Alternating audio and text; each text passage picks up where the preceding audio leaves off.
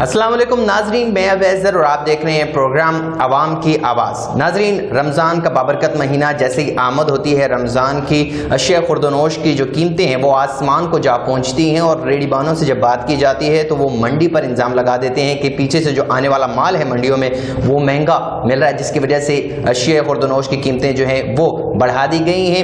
اسی سلسلے میں بات کرنے کے لیے ہمارے ساتھ موجود ہیں اسٹوڈیو میں سجاد علی عباسی صاحب، آپ صدر کیپٹل نان بائی ایسوسیشن اسلام آباد اور اس کے علاوہ ممبر پرائس کنٹرول کمیٹی اسلام آباد ہمارے ساتھ موجود ہیں۔ سجاد علی عباسی صاحب، میں ویلکم کہوں گا آپ کو۔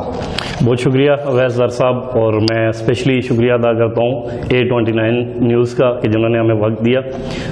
ریڑھی بانوں کا اگر سلسلہ دیکھا جائے، جب بھی بات کی جاتی ہے بڑھتے ہوئے ریٹ کے اوپر، تو ریڑھی بانوں کا یہ کہنا ہوتا ہے کہ منڈی میں مال مہنگا آ رہا ہے، جس کی وجہ سے مہنگائی بڑھ چکی ہے اور ہم یہ مال مہنگا دے رہے ہیں، اور اس کے برعکس دیکھا جائے تو پیٹرول کی قیمتیں کم ہو چکی ہیں، لیکن ریڑھی بانوں کا یا مارکیٹ میں مال کی قیمت جو ہے اسی طرح سے بڑھتی ہوئی نظر آ رہی ہیں۔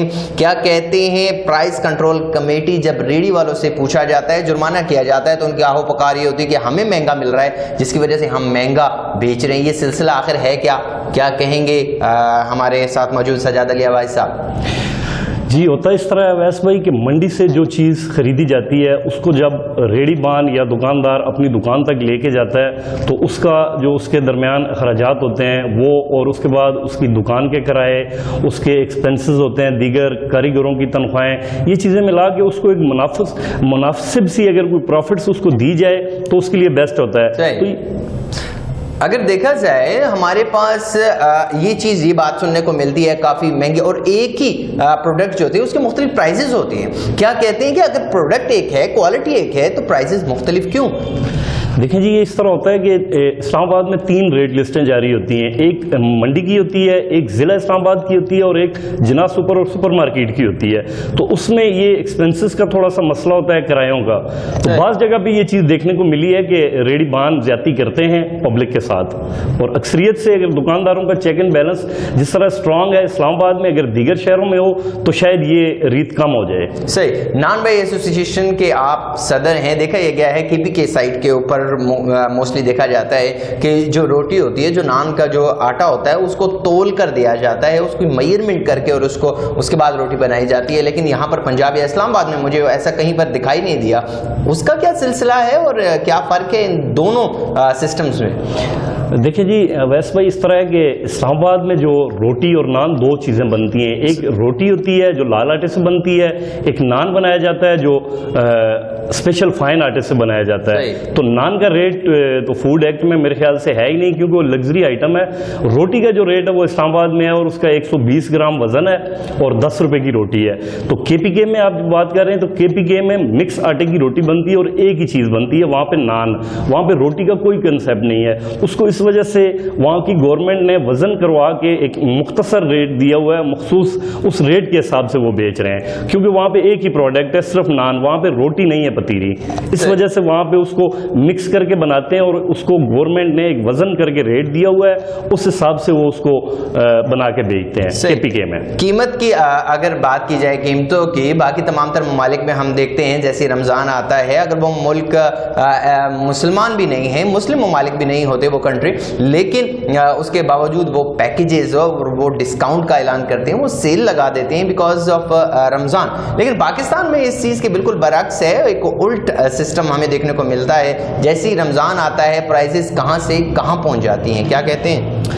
دیکھیں ویس بھائی، ہمیشہ ہوتا ہے اس طرح ہے کہ ہمیشہ ہر آنے والے نئے سال میں جو کرایوں کی مد میں 10% اضافہ ہوتا ہے، اسی حوالے سے دیکھا جائے اخراجات دن بدن مہنگائی ہے پاکستان میں، آپ کو پتہ ہے۔ یہاں پہ یہ انتہائی ناانصافی دکاندار کے ساتھ اور ان لوگوں کے ساتھ پرائس کنٹرول کمیٹی اور گورنمنٹ کی طرف سے کی جاتی ہے کہ جو ان کو اپنی مرضی سے ریٹ دیا جاتا ہے، جبکہ گراس روٹ لیول پہ اگر آپ جا کے چیک اینڈ بیلنس کر کے اگر آپ ایک چیز کو پراپر چیک کر کے ریٹ ریٹ دیں گے تو اس میں میرے خیال سے کوئی عوام باقی نہیں ہوگا. صحیح. ریسنٹلی اگر دیکھا جائے NA-59 حلقے میں MNAs کی جانب سے اور ایڈیشنل کمشنر کی جانب سے چھاپے بھی مارے گئے. راولپنڈی کی میں بات کر رہا ہوں, لیکن وہاں پر جو جرمانہ کیا گیا ریڈی بانوں کو, تو ان کا کہنا یہ تھا کہ ہمیں جب چیز مہنگی ملتی ہم سستی کیسے. جب بھی پرائز کنٹرول کمیٹی کوئی ایکشن لیتی ہے تو کیا انہیں منڈی کا ریٹ معلوم نہیں ہوتا؟ دیکھیں اویس بھائی, ہوتا اس طرح ہے کہ یہاں پہ جو پرائز کنٹرول کمیٹی ہے اسلام آباد سے مختلف ہے. مجھے نہیں پتا یہاں پہ ان کا کیا رولز ریگولیشن ہے. ہونا تو اس طرح چاہیے کہ جب رمضان میں نئی پرائز کنٹرول کمیٹی جو لسٹ جاری کرتی ہے وہ شہر بھر کے دکاندار نمائندہ تنظیموں سے مل کر ان کی مشاورت سے اگر یہ چیز طے کرے تو اس طرح کا مسائل کریٹ نہیں ہوں گے جو یہاں پہ ہو رہے ہیں. آپ اسلام آباد میں دیکھ سکتے ہیں وہاں پہ گوشت, سبزی, ملک شاپ, نان بائی, ایون کہ ہر شعبہ سے تعلق رکھنے والے وہاں پہ پریزنٹیشن دے رہے ہوتے ہیں صدور, اور ان کی مشاورت سے ریٹ لسٹ جاری کی جاتی ہے. پھر یہ مسئلہ دیکھنے میں نہیں آتا. صحیح. نان بائی ایسوسی ایشن کے آپ صدر ہیں. آٹا بحران اور اس کے بعد آٹا مہنگا ہونا, ان دونوں سلسلوں میں ایز اے پارٹی صدر کیا آپ کی حکمت عملی رہی اور کیا ایفرٹس رہی؟ جی اویس بھائی, ایز اے پارٹی صدر میں نے نان بھائیوں کے لیے الحمدللہ پورے پاکستان کی تنظیم کو ہم نے ایک پلیٹ فارم پہ کیا کر کے, اس کے بعد ہم نے یہاں سے جہانگیر ترین صاحب کو اپروچ کیا, اس کے بعد خسرو بختیار صاحب کے پاس گئے, اس کے بعد ہمارے جتنے بھی اسلام آباد میں ہمارے 3 MNAs ہیں, راجہ خرم نواز صاحب, اسد عمر صاحب, علی اوان صاحب, ان کی کوشش سے اور دیگر جو ہماری پارٹی کی لیڈرشپ ہے ان کی کوشش سے ہم اعلیٰ سطح تک گئے ہیں. عمران خان صاحب تک بھی گئے ہیں ہم آٹے کا یہ ایشو لے کر. پنجاب میں ہم نے بہت بڑی میٹنگز کی ہے سمیع اللہ چودھری صاحب کے ساتھ, اور جو PP 15 کے MP ہیں عمر تنویر بٹ صاحب کے ساتھ پنجاب اسمبلی میں. وہاں پہ یہ پوائنٹ ہم نے آؤٹ کیا ہے کہ آٹے کی مصنوعی قلت ڈالی جا رہی ہے پورے پاکستان میں. یہ جو ذخیرہ اندوزوں نے یہ جو انہوں نے ایک مصنوعی قلت پیدا کر کے بحران ڈالا ہوا تھا, اس کی بیسک جو وجہ تھی وہ ہم نے پنجاب اسمبلی میں ایک میٹنگ کی تھی جو پنجاب کے فوڈ منسٹر تھے سمیع اللہ چودھری صاحب کے ساتھ, اور انہوں نے اس چیز کو عام کیا تھا کہ واقعی یہ ایک بہت بڑا مافیا ہے جو ملک میں اس طرح کی پینک کریٹ کر رہا ہے, جس کی وجہ سے مڈل کلاس کے لوگ یا اینڈ یوزر تک یہ چیز جب مہنگی پہنچتی ہے تو اس کا خمیازہ پورے پاکستان میں لوگوں کو بھگتنا پڑتا ہے. غریب اس چکی میں پستا ہوا دکھائی دیتا ہے. کیا کہتے ہیں کہ ملک میں قانون صرف غریب کے لیے ہے؟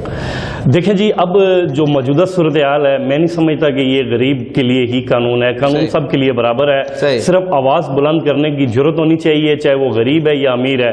میں تو یہ سمجھتا ہوں یہاں پہ اس وقت موجودہ صورتحال میں اتنی امیر کی نہیں سنوائی ہوتی جتنی غریب کی ہو رہی ہے. غریب کی سنوائی ہو رہی ہے, امیر کی سنوائی اور غریب کی سنوائی اس وقت برابر ہے, یہ کہنا ہے سجاد علی عباسی صاحب کا.